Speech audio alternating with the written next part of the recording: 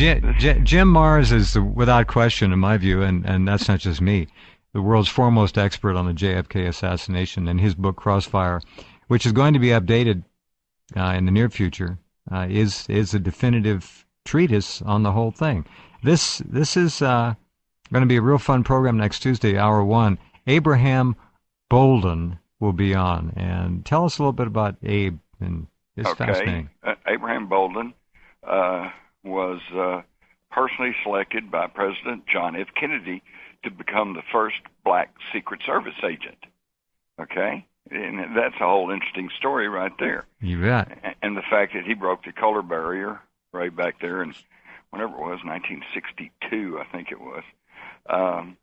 And then he got sent to work out of Chicago and was part of the Secret Service effort that broke up a Kennedy assassination plot in Chicago. See, right away. All right, hold it, folks. What you heard what Jim said. A Kennedy assassination plot in Chicago. Now, I'm sure most of you have already added 1 and 1. Say, they were after this guy, and that's two attempts we know about. But now here's the thing that gets me. What's known about the Chicago plot, since it didn't happen, obviously we don't know all the details, but apparently the Secret Service got wind of it thanks to an FBI informant. But the only thing that's ever been made public of who this informant was his name was Lee. Oops.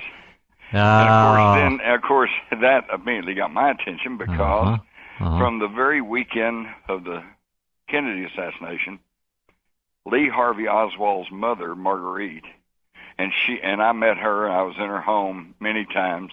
In fact, she used to bug me with telephone calls and letters and stuff. And she, from the get-go, she insisted that her son was working for the United States government. And at the time of the Warren Commission, the Texas Attorney General said, well, we've developed information that he was working as a informant for the FBI. Yep. Just like Jack Ruby had been an informant for the FBI. Isn't that something? The man accused of killing the president and the man accused of killing the president's killer both had worked for the FBI. Does that begin to sound kind of familiar? Because anybody who's been keeping up with all the terrorist attacks in the United States, if you'll think about it, always involves a FBI undercover guy. Okay, some kind of snitch, some kind of informant, usually a criminal who they let out of prison or they keep from going to prison in exchange for telling us where the terrorists are. So he goes and rounds up some goofballs, jacks them all up on, let's do something. Yeah, man, okay. Probably gives them booze, gives them money, even builds explosives, gives them the stuff. And then the FBI, luckily for public safety, busts those nasty old terrorists. And the public is stampeded further down the road because of terrorist activity. Same old stuff. Useful idiots. Useful idiots. Yeah, well... man, and we just keep falling for it, you know? It's just... Well, the latest thing, Senator Rand Paul introduces a bill to do away with the TSA. Before they can consider that, there's another attempted underwear bombing, okay? Yep. And by the way, everybody, I hope you noticed that this time they made a real point to say, and this was a different type bomb, okay? This was not. That's right. It wasn't a Haynes bomb. It was a Fruit of the Loom bomb. It's a Fruit of the Loom. No, but there was a reason why they were careful to point out that this was a different type bomb, because more and more people were becoming aware of the fact that, I'm telling you right now, that the first underwear bomber, Ababoob or whatever his name was, there was never any danger, because although he had this plastic type explosive, PETN, in his underwear, it required a detonator. Yeah. You couldn't set it on fire with a match. You couldn't light it. You couldn't light it with a cigarette lighter. You had to have a detonator, and he didn't have a detonator. In fact, he was walked onto the plane with a well-dressed man who talked him past security, and it later came out in congressional testimony that the underwear bomber was going to be not granted a visa. He would not have been allowed to board that aircraft, but U.S. intelligence agencies forced the State Department to go ahead and issue him a visa and let him on. They put him on it. And they put him on there. It was all a put-up deal. It's all so phony that's why that it drives me idiots. nuts, and this is why I have absolutely no patience with the thieves and perverts and idiots that are manning the TSA. And I use that, I'm not just calling them names. No, that's what they are. They have been convicted of stealing. Yeah. They've been convicted of groping people. And, they have prior records, most of them. They've got not prior most of them. records. A lot of them. They're just, not all of them, but a lot of them are just scum. They're dregs. Okay?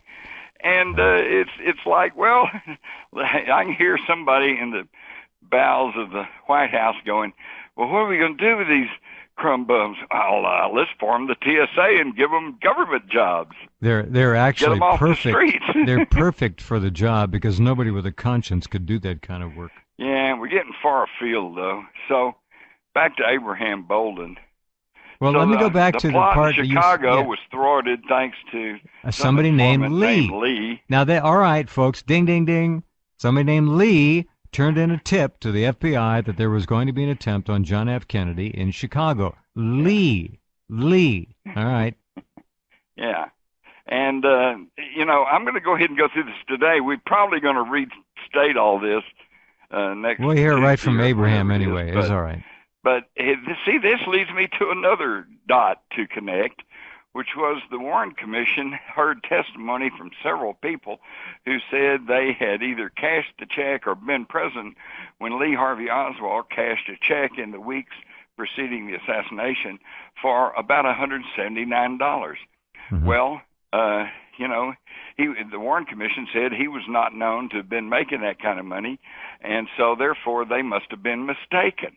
Well, I say the one thing I've learned in the Army and in the military and working in and around the government is the one thing they're really sticklers about is, I don't care if you are an undercover FBI informant, you have to pay your taxes, okay? So if you figure at that time, if he's making about $200 a month as an undercover agent and they took out the taxes, they'd come to about $179, wouldn't it? That's probably his take-home pay. Right. And so again, that it all fits, But well, let's jump back to what you and I talked about earlier on this, and that is that if Lee Harvey Oswald turned in the tip to the FBI in Chicago that potentially saved President Kennedy's life, what does that make Lee Harvey Oswald? Well, first let's carry it on through to Dallas, because according to Judith Very Baker, and there's a wonderful book out now by Ed Haslam telling her story. Mm-hmm. Haslam worked on it. It's her book, and it's called Me and Lee. And I would encourage everyone with a real deep interest in the assassination to read this, because it explains the very mysterious and largely unknown activities of Lee Harvey Oswald while he was in New Orleans in the summer of 1963. Well, didn't we have Haslam on the program? Yes, you did. And as you recall, he told you about the adulteration of the polio vaccine. Correct. And how that they had a crash secret program going on, trying to figure out a way to stop the spread of cancer, because since they had started it with the simian immunization virus 40, SV40, which was adulterating the salt polio vaccine, which they gave to millions of Americans. They figure they killed 20 to 40 million Americans with brain and kidney cancer from that contaminant. Yeah. And by the way, that's not some conspiracy theory. No, it's fact. That is historical fact. It's been acknowledged. It's been covered in several different things. Yeah. But in the summer of '63, they were desperately trying to find out if they couldn't cure cancer. And as a result, they had these secret laboratories going on all around the country, and one of them was in New Orleans, being run by David Ferry, who had all these lab rat cages in his apartment, and was overseen by Dr. Mary Sherman, Mm-hmm. who's connected with Tulane University, and Dr. Alton Oxner and the American Cancer Society, and also involved Lee Harvey Oswald, who was slipping away from his job at Riley Coffee Company to go over there and do menial work like just clean up cages and stuff like that, take care of the dead mice. And they had a young girl who was kind of a whiz kid who they had acting essentially as a lab assistant, and that was Judith Baker. And she and Oswald kind of got a thing going. And she kept her pay stubs. She can prove that she went to work at Raleigh Coffee Company the exact same day as Lee Harvey Oswald. And when he got fired, she got fired, and they left on the same day. So obviously there was a connection there. And her story is backed up by one of the of Oswald's supervisors there at the Raleigh Coffee Company, who told the Warren Commission, yeah, I never could find that guy. He never was around. And when I'd finally catch up with him, I'd say, well, where you been? He'd say, well, I've just been around.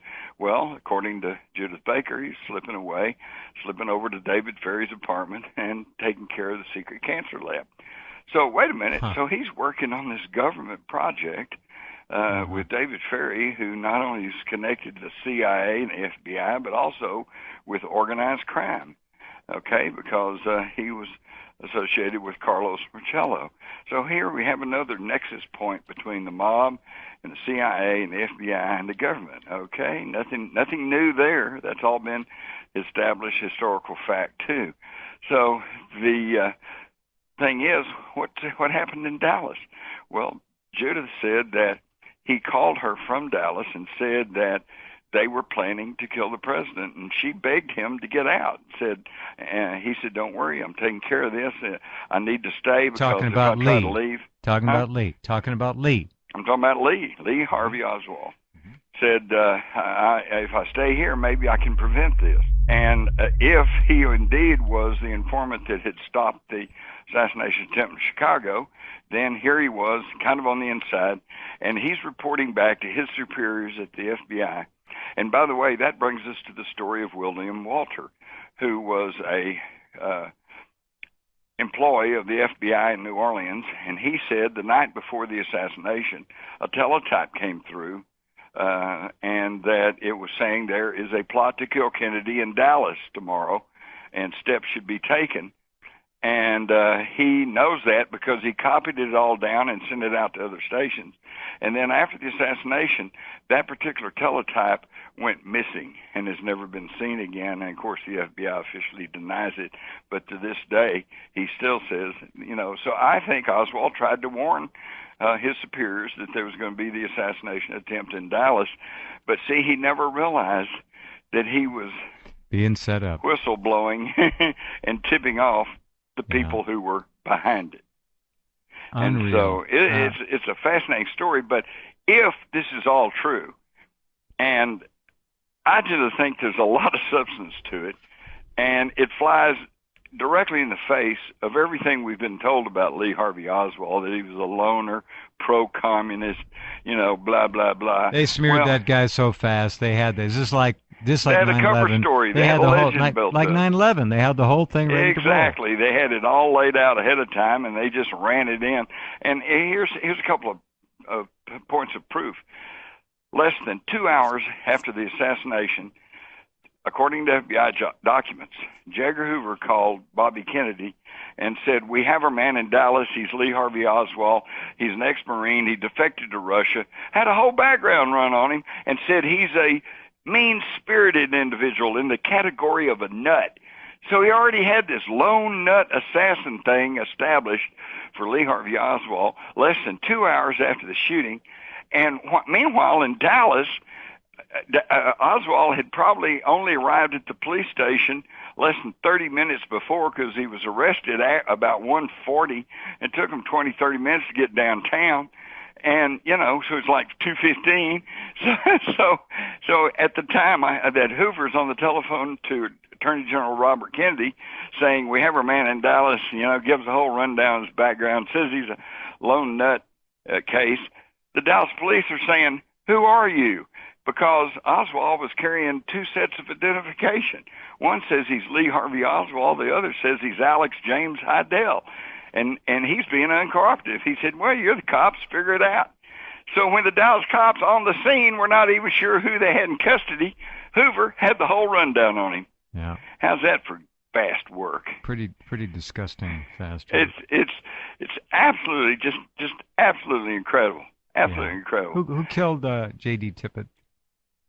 Well, I don't know, but I do know who didn't, and that was Lee Harvey Oswald. Mm-hmm. Because I know there were 3 witnesses. I talked personally to 2 of them. Jack Davis, who was a young kid at the time, in the Texas Theater and encountered Oswald, who came and sat next to him, didn't say anything, he got up and left. He thought that was a little strange, as we all would. And Butch Burroughs, who was the assistant manager at the Texas Theater, who said he sold popcorn to Lee Harvey Oswald shortly after 1 p.m. So in other words, 3 witnesses could place Oswald in the Texas Theater not more than about 10 minutes after 1. Well, Tippit was not shot until about 1:15 or 1:20. Blocks away. You can't be in 2 places at the same time. No. So whoever shot Tippit, it was not Lee Harvey Oswald. I wonder... And yet, see, here's how they worked us, okay? For so many years, the idea was, well, he shot the cop.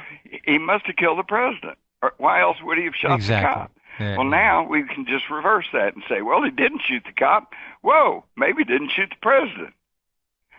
See, but nobody gets this stuff because the media is under the total control of 4 major corporations. Right. Okay? And they will not go there. They won't tell you anything. They won't tell you so much. They won't tell you that Ron Paul already has enough delegates that he probably has enough to throw the Republican convention into an open convention. All right? They also won't tell you that he has not dropped out of the race. He simply stopped spending money on campaigning. Okay? He's still very much there. You hadn't heard the last of him, but of course, according to media, he's a non-person. He doesn't exist. And here's another story. And you're probably aware of this, Jeff, but I bet a lot of your audience is not. What do you do in a country when everybody's suffering under terrible debt load, and most of it's just crap, you know? It's digits in a computer that's representing money made out of paper. It's not backed by anything. Right. And all of these bad mortgages that they have out there. Well, in Denmark, they're forgiving the mortgages. They just said, okay, all right, this was a bad deal. The banks made bad loans. You just stay in your house and you don't have to pay anymore. Hey, wouldn't that be a nice deal? Sounds damn civilized, doesn't it? Damn civilized. And it's working. Yeah, their economy's improving. And their economy's not dying. But over here, you don't even get to hear about this successful alternative. No, I think I saw paying more money story to the international bankers because the news media won't talk about it. I saw one story about it. It's absolutely incredible. It makes me ashamed for my profession. Shame for our profession? Our profession's gone, friend. It's not. These are just whores, prostitutes, paid to lie. Paid to regurgitate. I'm sorry to say it. There aren't any journalists left, not many. And if they are out there, they don't last long. The British have a better handle on it. Over here, we call them newsmen and news anchors. Over in the UK, they're called presenters. Right. And that's all they are. They're presenters. They present you with whatever their masters give them to read. They're actors. Actors, doing a script. Yeah, absolutely. So anyways, you can see there's so much going on. And the Abraham Bolden story is just we'll have a great time with that. And it fits so perfectly in because he will tell you he got in trouble with the Secret Service for blowing the whistle on him for doing things like they just got caught at recently. You know, using taxpayer money to hire hookers and slough off on the job. In fact, most people don't realize this, but the detail that was assigned to protect President Kennedy was up until after 5 o'clock in the morning, partying? The morning of the assassination, drinking vodka at a club in downtown Fort Worth called The Cellar. And I know that happened because I knew personally Pat Kirkwood. I was in The Cellar myself, and I got served some of that drinks there too. But at the time, they said, well, that can't happen because the club didn't have an alcohol permit. Well, technically, that's true. But if you were a cop or a reporter or a city official or a Secret county Service. official or anybody with any standing in the community, old Pat would give you a drink, an alcohol drink, and he was more than happy to keep those Secret Service agents loaded with salty dicks until 5 in the morning. And that's why when the shooting started in Dealey Plaza, the only Secret Service agent to really respond was Clint Hill, who jumped off the car, ran up, tried to jump on the presidential limousine. Mm-hmm. And here's the clincher. Clint Hill wasn't even supposed to be there. He was added at the last minute because Jackie Kennedy, whom he was assigned to, said, well, I really like Clint Hill. I want him along too. So at the last minute, he's included in, and he's the only one that responds when the president's being shot. Wow. Another amazing. We got to take a break here, but I wish that somebody would make at least a 1 hour documentary with you on this, an honest documentary, 1 hours, and just go through it. Just a little parts that you have presented here, take Crossfire, whatever. Just the things you've told us tonight in this first half hour, Jim, change the whole story. The whole thing's topsy-turvy. It's totally opposite from what most everybody thinks. But at least the only good thing is that here, almost 50 years later, the majority of people in this country, according to the polls, they know something's wrong. Are supporting. They're behind me because they realize there was a conspiracy. They don't know all the details. They don't understand how it all worked, and most of them still think Oswald did something. And he was involved. He was not just some innocent guy off the street. Let's touch on that in a minute when we come back here. I want to see how Oswald got from the book depository, if he was there at all, to the theater, and see what you think about that. We'll do that in just a sec as we continue.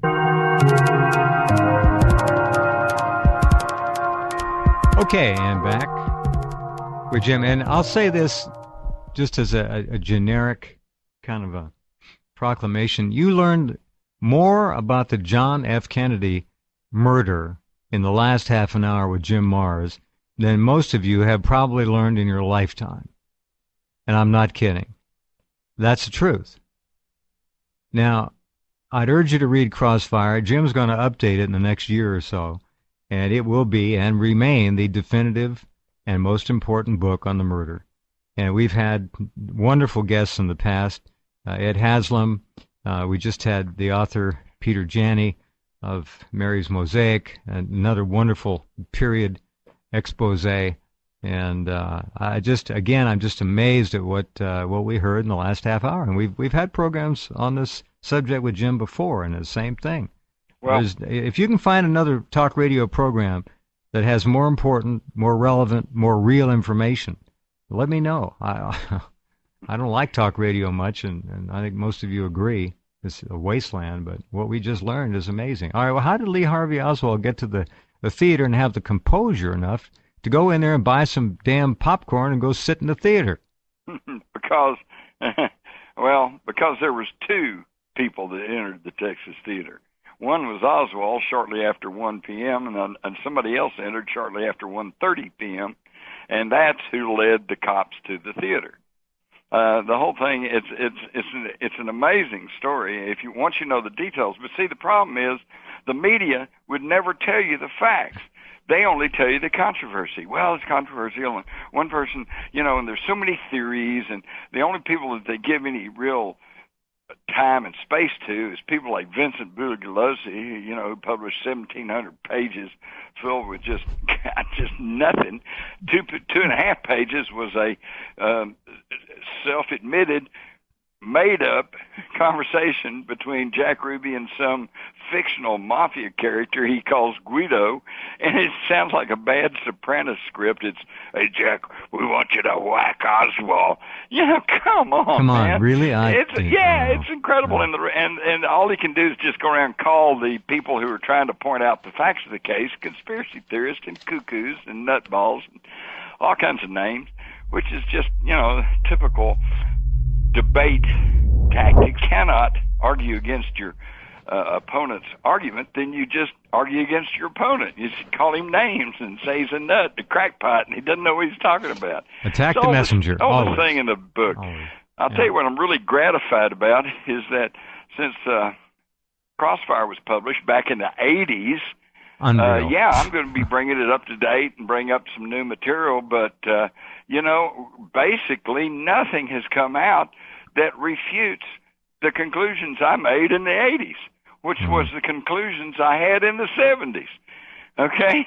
In fact, I published a front page newspaper article in 1975 when they were first starting to talk about convening a congressional panel to reinvestigate the Kennedy assassination, and then later they added in the Robert Kennedy assassination. I remember that, yeah. And the Dr. Martin Luther King assassination. And I wrote a front page article at that point, said if they will really do their job, they will find that there was a coup d'etat in the United States in 1963. That was 1975. Of course, I was just the conspiracy theorist and the nut. But back to your question. Basically, apparently, here's what happened. Oswald indeed worked at the Texas School Book Depository, but when he was questioned by the Dallas police, where were you at the time of the shooting, he said he was in the downstairs lunchroom. And they said, was there anybody there with you? And he said, yeah, there was these two colored boys, that's what they called them in those days, who worked with me, and one of them's name was Junior, and the other was short, kind of fat guy, but I don't know his name. Okay, well, Junior Jarman and Harold Norman were indeed in the downstairs lunchroom eating their lunch just prior to the arrival of the motorcade. Now, my question, ladies and gentlemen of the jury, is how could Oswald have correctly identified these two guys in the downstairs lunchroom if he's up on the 6th floor shooting at the president? Okay? So then he says that his immediate supervisor, he meaning Lee Oswald, told the police that his immediate supervisor told him that there wasn't going to be any more work that day, just go on home.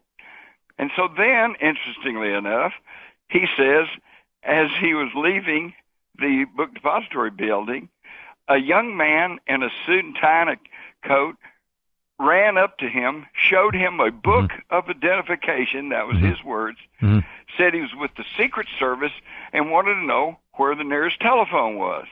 Okay, now here's Oswald, who supposedly has just shot the President of the United States. He's trying to make his getaway, and who we're told less than an hour later shoots down a policeman on the streets of South Dallas, and he directs the guy to the telephone and actually said he stood there to make sure the guy got to the telephone. Jeez. Now, wait a minute. Now, the clincher there is that several newsmen, Pierce Allman being one of them, Robert McNeil being another one, have both said, well, you know, I encountered Lee Harvey Oswald coming out of the School Book Depository, and the official word was that he had actually encountered a news reporter and had mistaken him for a Secret Service agent, you know? Well, the problem is both of these guys, Pierce Allman and Robert McNeil, both.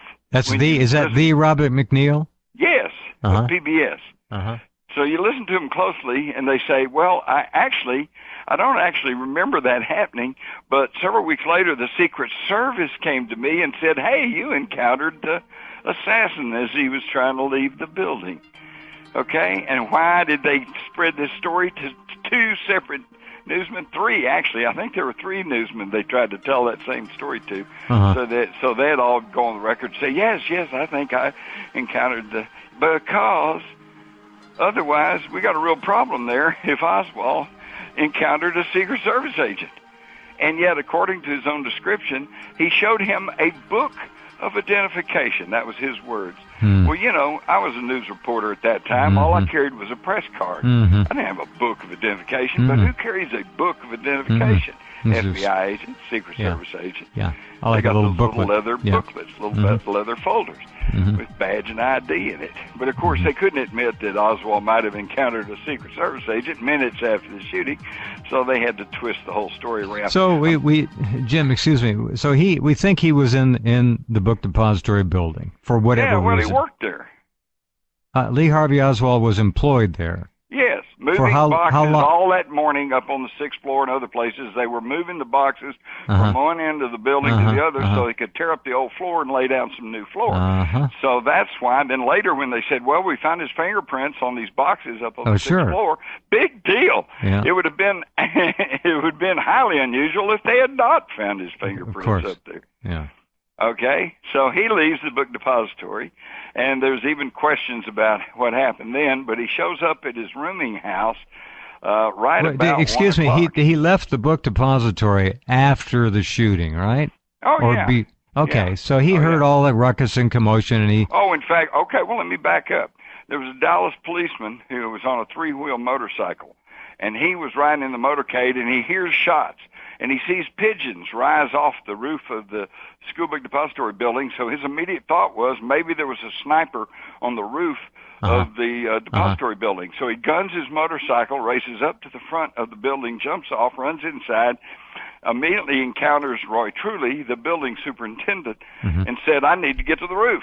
mm-hmm, So they go over and try the elevators, but the elevators are all open on the 5th floor, mm-hmm, and the elevators aren't operating. Okay, mm-hmm, somebody mm-hmm, left the gates open. mm-hmm. So they start racing up the stairs. He gets to the 2nd floor where there's a lunchroom there, and he sees a guy stand there holding a Coca-Cola or a soft drink in his hand, calmly, coolly, and he runs in and points a gun at him. And Truly said, that's okay. He works here. That's Lee Oswald. And the Warren Commission thoughtfully even gave us a time frame. A minute and a half after the shooting, the policeman and Truly encounter Oswald down on the 2nd floor, almost the ground floor. Drinking a Coke. Deposit with a Coke bottle in his hand, calm, cool, and collected. On the opposite side, and yet, so we're expected to believe because Oswald was supposedly shooting from the southeast corner of the school book depository, and yet he, according to the official story, he ran clear to the northwest corner of the book depository building, stashed the rifle behind some boxes, and then ran back down the other way and got on the stairs, which had heavy fire doors on every landing, crashed through these fire doors, ran down, 5, 6 flights of steps to get to the lunchroom, got in there, fumbled for change, put change in the machine, got a Coke out of the machine, and was standing there calm, cool, and collected when Truly and the policeman came in. All right. Now, there are those who argue that Oswald, well, he wasn't holding, he didn't get a Coke. He wasn't holding a Coke in his hand. Well, okay, that's because the Warren Commission didn't make any mention of that. And when you go back and you find the typed up report by the three-wheel policeman, it does not mention the drink. But when you find his handwritten report, which was written on the spur of the moment and before he typed it all up, it said he was standing there holding a Coke in his hand. And then you go to the testimony of one of the book depository ladies who said shortly after the shooting, she looked up at Lee Oswald, and she was on like the ground floor or the 2nd floor, and Lee Oswald was walking through her office holding a Coke in his hand. So I ask you, ladies and gentlemen of the jury, did he have a Coke in his hand or not? Of course he did. But see, you never get told these things. No, you never get told these things. No. So Oswald leaves the depository, and the next thing we know, there's even controversy of how he got back to his room in the house, but I won't bore you with that. But right about 1 o'clock, he gets to his room in the house, and he hustles in. His landlady is sitting there watching the TV about how there's been a shooting in the motorcade. They hadn't even announced Kennedy was dead yet. Oswald doesn't say anything. He just hustles back to his little room. And about that time, she hears a horn toot, beep, beep. And she looks out front, and there's a Dallas police car out front. And she's not sure what it was, but she recalls there was the number 1 and the number 0. Well, car 10 is the number of the car that the police officer, Tippett, was in. JD was in car 10? Okay. So then, about that time, the cop car, after tooting the horn, slides on down. His rooming house was like the second house from the corner on Zang's. So the cop car kind of slowly pulls down and then makes the corner on Zang's, just as Oswald comes hustling back out of his room with his jacket on, doesn't say a word, hustles out the door, turns towards Zang's. She looks out the window, sees him heading towards Zang's, and goes back to watching television. Well, supposedly, according to the official version, he ran or walked all the way from this Beckley Street boarding house, umpteen blocks, to the Texas Theater. And yet, let me assure you, this was a Friday afternoon. This was pre-air conditioning. It was Indian summer. It was actually a really beautiful day after the storm kind of cleared away that morning. And people were all out on the stoops and on the lawns, and there was excitement in the air. It was Texas Football Friday, and the president had been in town, and some people were beginning to hear that there had been a shooting in the motorcade. People were out and about. This is like 1 o'clock in the afternoon, and they have never found not even one person who says, "Oh, I saw a guy running up the street," or "I saw Oswald and he was moving towards the theater." It didn't happen. I maintain he went around the corner on Zangs, got in J.D. Tippett's police car, and Tippett drove him to the theater and let him out, where he arrived shortly after 1 p.m., bought a ticket, went in, sat over near Jack Davis, I think trying to make an intelligence contact, failed to make contact, gets up, goes out, buys popcorn from Butch Burroughs. Again, no more than 10 minutes after 1. The show had just started, and after the newsreels and the coming attractions, that would have made it about 1:10. Goes back in, and then goes over and sits in the center section, third row, third seat, which is exactly the type of methodology you'd have if you're trying to make an intelligence contact. And so there he sits, munching his popcorn, I guess. And about 1:30, well, let's back up. Meanwhile, Tippett pulls up the street across catty corner from the Texas Theater and stops at the Big Town Record Store and goes in to make a phone call. Now, he's been in there on a regular basis. He knows them. They know him. But he goes in there. Something's on his mind. He doesn't say anything to anybody. He just rushes to the telephone, tried to dial a number. He wasn't there very long and apparently did not reach whoever he's trying to reach. Slammed down the phone, ran out, jumped back in his car. And we know this happened because right at this time, about 1 o'clock, is when the Dallas police dispatcher tried to radio Tippett in his squad car and got no answer. So he's out of his car. Well, he's at the Big Town Record Store. So he goes back, didn't make a phone call, and jumped his car. He takes off, and he turns and makes a U-turn and is heading up 10th Street. And then he's heading up to, and he gets past Patton Street, and he's on a direct line within a few blocks of Jack Ruby's apartment. But apparently he sees somebody walking down the street. Somebody hails him. So he pulls over, and at this point it's like about 1:15, between 1:10 and 1:15. He pulls over to the right-hand curb. The window on his squad car is up, and something was said with the guy outside. And whatever it wasn't the right thing, because Tippett gets out of his squad car and pulls his gun, okay, and starts to walk around the left front fender of the car when somebody over here on the street side shoots him. First bullet hits him in the heart, and he's dead when he hits the ground with his gun out of the holster lying under the body, which means he had pulled his gun, right? Okay, then, according to the House committee, whoever shot Tippett, this was not simply to get away from a cop, because if you do that, you shoot, the cop falls down, what do? You run like hell. No, whoever shot Tippett in the heart then walks over and puts a coup de grace in his head at a close range. Whoever shot Tippett wanted Tippett dead, okay? And then they leave, and and then they unload their gun, leave these shell casings lying at the scene. That's a real smart crook.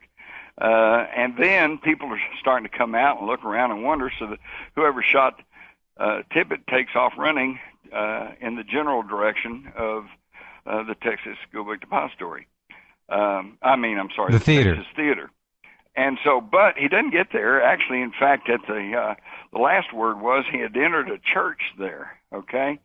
And so they called all the cops, and they were getting ready to converge on this church when a Johnny Brewer, a shoe salesman at a shoe store on about a few stores up from the Texas Theater, heard sirens, looked out front, saw a guy, young white guy, duck into the alcove of his store, acted like he was hiding from the cops, acting suspicious. The cop car screeches on by. This guy turns and starts walking up towards the Texas Theater. Brewer, who ducked back into the shoe store, I think probably got back in there and hollered, "Hey, watch the store." and then went back out and was going to follow this guy, see where he's going. But when he came back out on the sidewalk, looked down at the Texas Theater, there was nobody there. So he goes down to the Texas Theater and asks Julia Postal, the ticket seller, says, "Hey, did anybody just buy a ticket and go in the theater?" And she said, "No." He said, "Well, then I think somebody just sneaked in the theater." All right. Now we go to Butch Burroughs, same time period, right about 1:30. There were two double doors, one for the outside and then a little foyer and then to the inside lobby. And oddly enough, between the two doors are stairs that lead to the balcony. So he hears the outer doors open at about 1:30, and he walks around the counter to take the ticket of whoever's coming in, but nobody comes in the inner doors. So about that time, Julia Postal and Brewer, the shoe store salesman, they come in and said, "Hey, did somebody just come in here?" He said, "Well, I heard the doors open, but nobody came in through the inner doors. Said he must be in the balcony." So he said, "Well, call the cops."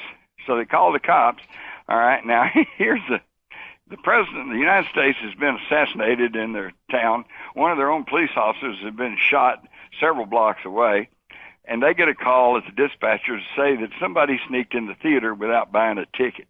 And on the basis of that, they rush 15 squad cars, district attorneys, and county sheriffs, and even men claiming to be CIA, and they all surround the Texas Theater. And so they go in, and they take Johnny Brewer. And picture this. Here's a theater that holds 900 people, and there's only about 20 people in it, scattered all around.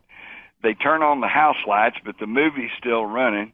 They walk down. They get on the stage. Brewer's up there with them. They're saying, "Do you see the guy that slipped in?" He looks around, spots somebody back at the back, and says, "I think that's him back there." Now, what do you think they do then? They go rush back, grab the guy, right? Nope, they didn't do that.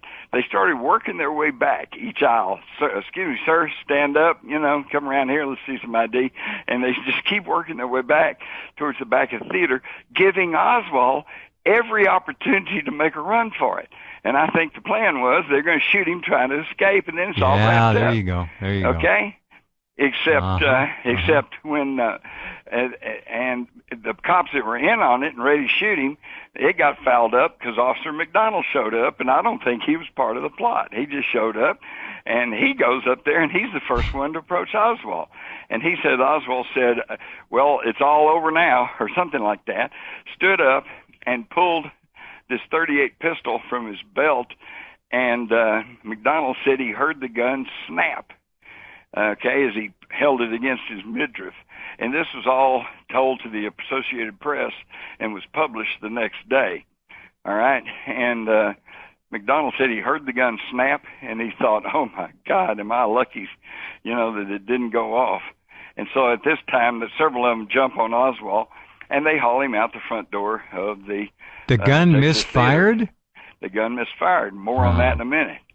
So they grab Oswald and they haul him out the front door of the school book depository where a crowd had gathered, and there are all kinds of photographs of them hauling Oswald out of the theater, and they put him in a squad car and they head for town. This would have been about 1:40, 1:45. Okay? Meanwhile, Bernard O'Hare, who had the hobby store next to the theater, said told me he heard the commotion, went out, stood at the edge of the crowd to see what was going on, and we have a photograph of him standing in the crowd in front of the school book depository. And then he said, but he couldn't see anything much, so he went back in his store and walked through and went back into the alleyway in the back, and he said there were police cars lined up all down the alleyway, and as he walked a few feet towards the Texas Theater, he saw the back door of the Texas Theater slam open, and these cops were dragging out a young, slender white guy, that looks like he'd been in a fight, and they hustled him around and threw him in a squad car, and they took off for town. And for all the years until I talked to him, O'Hare had believed he saw the arrest of Lee Harvey Oswald because he heard he was arrested at the theater and hauled out, and he didn't pay much more attention to it. And when I showed him the pictures of him bringing Oswald out the front of the theater, he asked the $64,000 question. He said, well, then who did I see getting brought out the rear of the Texas Theater? So, see, there was something else going on there. Somebody led the cops to the Texas Theater, Yes. went in the balcony, and I have 2 Dallas arrest reports, 2 separate ones, that both say that the suspect was arrested in the balcony of the Texas Theater. I seem to remember hearing that. Yeah, somewhere. No, he was arrested on the ground floor. The lookalike was arrested in the balcony. The guy that took out the back door was arrested in the balcony. Now, the whole thing about the pistol firing, because this supposedly is the pistol he has just used to kill Officer J.D. Tippit, right? Well, when the FBI got it, they wanted to try to test it, check the ballistics. They found it had a bent firing pin. That's why it wouldn't go off. Huh. And that's too weird. So he couldn't have killed J.D. Tippit with it. Well, it doesn't sound like it sounded like that. You could. Was that a rifle from across the street that took Tippit down the first time? And why shoot him? No, it was a handgun. Somebody on the sidewalk. Handgun. Yeah, I think the bottom line here is that once you suspend belief as to the official legend, the cover story that has been put down quite effectively, because it's even Stephen King writes a whole novel about a guy trying to stop Lee Harvey Oswald from firing those shots from the 6th floor building, and it's just been so ingrained in so many people that you talk about a divisive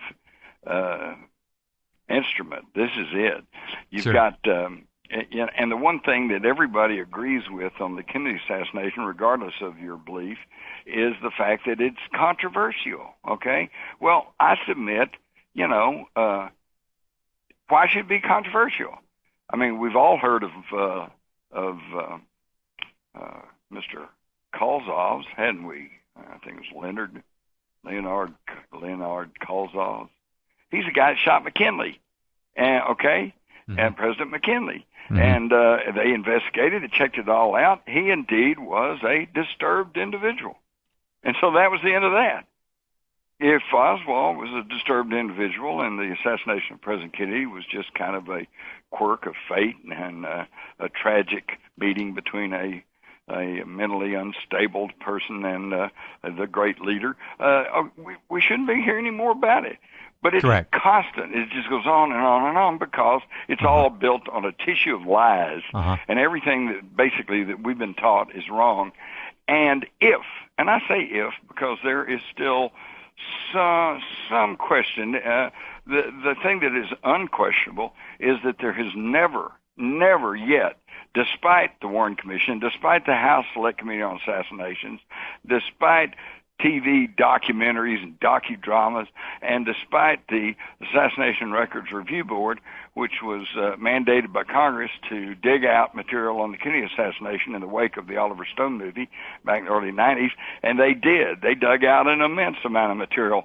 But, their mandate never said what to do with it. So they never tried to put it together and say, here's what all this means. And so as a result, to this very day, there has never been an honest and in-depth investigation of the Kennedy assassination.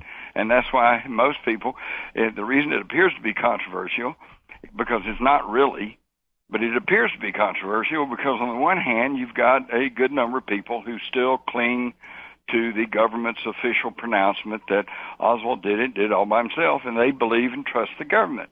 They are quickly becoming in the minority these days, but they're still there. And then on the other hand, you have the people who've actually studied the case. And that big, huge gulf between those two groups is what causes, and is apparent to everyone, that there is a big controversy going on. Sure. And that's what it's all about. Now, if the truth of the matter, if Oswald was in the downstairs, if Oswald did not fire a rifle that day, keep in mind that the police gave him a paraffin test on his hands and face that clearly showed he had not fired a rifle that day. And yet when they made reference to that on the Dallas police evidence sheet, when it was published in the Warren Commission, they had deleted that information. That's crucial. That literally turns the man out on the street innocent.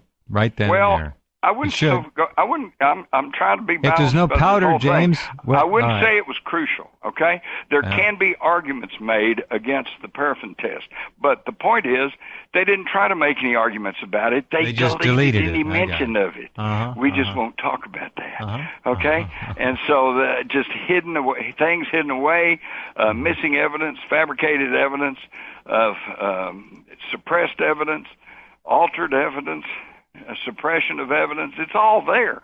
And this was all done at the level of the federal government. Okay?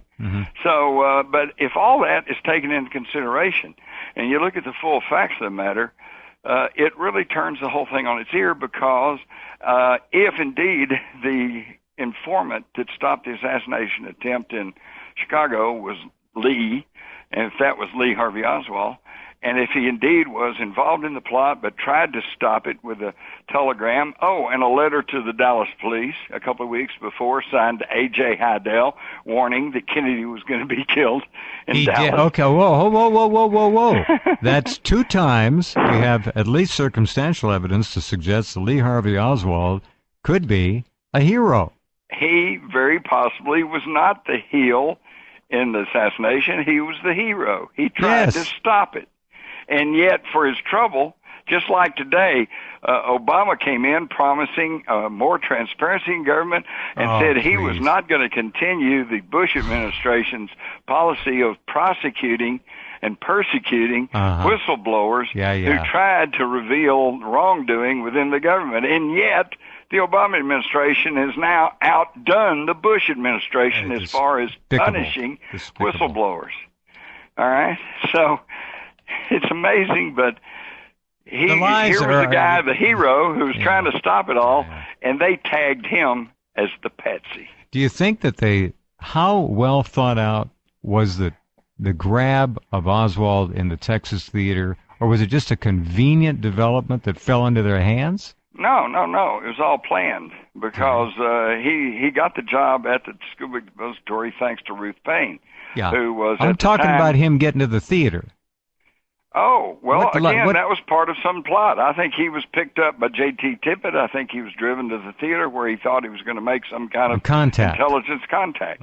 Because I've already mentioned how he came and sat down next to the kid and didn't say anything, probably waiting for him to say the spring came early this year. And he was supposed to say, yes, but the ducks are flying south or whatever, Now, here's another little tidbit. I know you don't know this, but this is another tidbit that convinces me that he was working in some kind of intelligence op. When Oswald was arrested, he had some very unusual things on him. He had a little piece of paper that listed all of his schools he'd gone to and the Army bases he'd been stationed. Well, we never leave home without that. Now, wait a minute. I know what schools I went to. I know what military bases I was assigned to. Why has he got that? He also had a top from a Cox's department store box. Not the box, just a top. Okay? And I forget now, there's 2, 3 other little items that just didn't make any sense, Well, wait a minute. If you know spycraft, you know that when you meet your intelligence contacts and you give the password, the moon is blue tonight, well, then you also have to show your bona fides or your bona fides, okay, which is little nondescript things that you would have on you, so if you're arrested, doesn't make any sense, doesn't arouse any suspicion, but you can show those, and they know that you're the person that they are scheduled to meet. Fascinating. The whole thing's and it's a morass, because the deeper into it you go, the more convoluted it gets, and that's why, so many people just finally throw up their hands and say, oh man, that's it, I just, hurts my brain. So this is CIA planning. Oh yeah, for maybe a year. This is very careful and deliberate planning. Maybe a year. Who knows? And then what was the time frame between Dallas, back up now and go to the Chicago issue, and Lee, somebody turned in a tip? How many months? Okay, I'm gonna have to look that one up. We'll just take a guess. Let's take a break. All right. Well, we take a break, and I can find that out for you, but I'm going to have to look it up. Well, actually, I think we got to wait for the computer on this, but go ahead and look it up. It's all right. Well, I can find it here pretty quick. That's you remember what I'm always telling you. I don't know everything, but I know where to go find it. Oh, that's better. You know everything, you start losing it after a while. You can dig the stuff up and have it 100% right. That'll be interesting because let's say it's 6 months early. That shows I don't think it was that. I think it was, well, just a minute. I'm almost here. Yeah, maybe 3 months. All right. See, the point of all this is... November the 2nd. November the 2nd. Oh, they had 3 weeks. Yeah. So the point of this is... According to Bolden, the Chicago Secret Service office received a teletype from the FBI shortly before Kennedy's November the 2nd visit, warning an assassination attempt would be carried out in that city by a 4-man Cuban hit squad armed with high-powered rifles. Bolden said the entire office was involved in this matter, but that it was kept top secret. Kennedy's Chicago trip was canceled, although the House Select Committee on Assassinations could not determine the cause of the cancellation.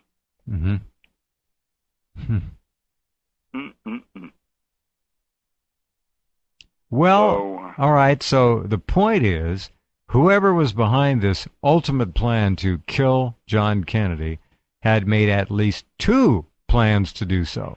He was a dead man. Well, they also planned to get him in Miami. There's 3. Where he canceled the motorcade.